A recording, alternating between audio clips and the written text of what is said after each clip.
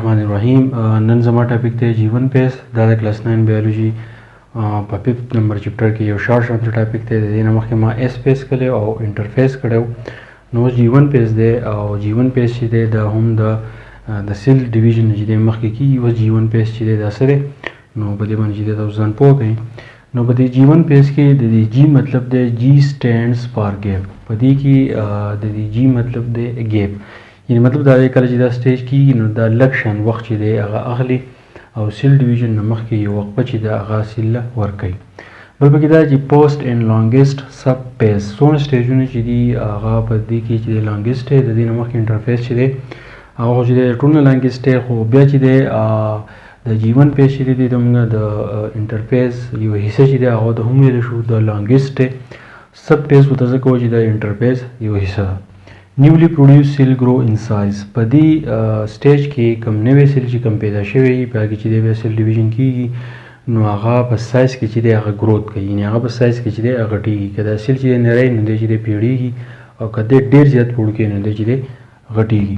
بلکې دا خبره چې انټرنل چینجز اکر او د سیل ډیویژن نه مخکې دا خبره یاد ساتئ چې اندروني تبدیلي چې ده هغه په خلیه کې خامخا راځي. نو په سیل د ډیویژن نه مخکې چې په خلیه کې اندروني تبدیلي راځي نو هغه په جیون پیس کې چې دی راځي دا ټولنه غټه خبره ده. په جیون پیس کې دا یاد ساتئ.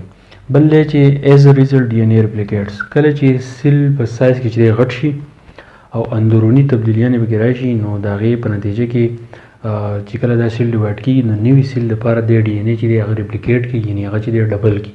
څه ډي ان اے حصه چې دا په خپله پاتې کېږي او څه ډي ان اے حصه چې دا هغه بل سیل چې دی بیا ورکوي.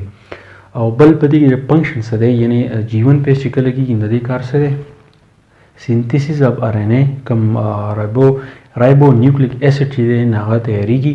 د هغې نه علاوه رایبوسوم چې دی هغه تیارېږي. د هغې نه علاوه انزایم او انزایم یعنې خامرې هغه موږ ته خامرې وایو په اردو پښتو کې هغه چې دی تیارېږي. یعنې مطلب دا دی چې په جیون پیس کې درې څیزونه چې دی هغه تیارېږي، یو آر این اے، یو رایبوسوم او یو انزایم. بس جیون پیس چې دا څومره ټایم لري مونږ دلته وایو چې دا لانګیسټ سب پیس نه دا به څومره ټایم لري هارس ټو ډیز.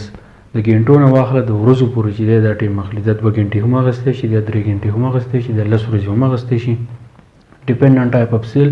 خو د سیل په ټایپ چې د سیل په قسم باندې چې دا انحصار کوي چې آیا دا سیل چې دی د څه قسم دی څه رنګه دی نو د هغې مطابق چې دا بیا ټایم اخلي. دا یاد ساتئ چې جیون پیس کې دا جی چې دی دا د دې مطلب دا چې ګیپ، یعنې مطلب دا دی چې د سیل د ډیویژن نه مخکې دا سیل چې دی لږ وقفه ورکوي.